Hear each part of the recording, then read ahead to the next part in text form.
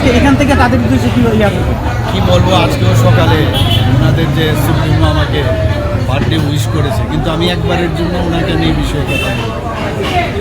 আমি একবারও ওনাকে বলিনি যে এইরকম ঘটনা হয়েছে এই নাইনের এবং সেটা আমি কালকেই রাত্রিবেলায় আমি পুলিশকে বলেছি কাউকে যাতে না ছাড়ে। এবং ওনারা যখন আপনারা দেখেছেন এখন প্রতিটি জায়গায় যখন এই ধরনের ঘটনা ঘটে পুলিশ কিন্তু অ্যারেস্ট করছে এবং যা যা মানে আইনের শাসন যা যা দরকার সেইভাবে কিন্তু সাজাও হচ্ছে অনেকটা।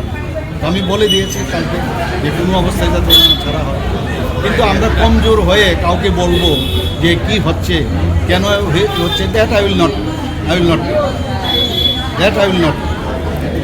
উইশ করেছে ভালো, ভেরি গুড, আমিও উইশ করবো যখনই হবে, কিন্তু বোঝা উচিত। এবং একদিকে বলছেন যে আমরা এই ধরনের যারা করছে এদের কোনো জাতপাত নেই, কোন ধর্মের কোন রাজনীতির গোষ্ঠীর আমরা জানি না, আবার আরেক দিক দিয়ে এই ছদ্মবেশে ওনারা এটা করছে, ওটা বোঝা উচিত এই রাজনীতি না করা।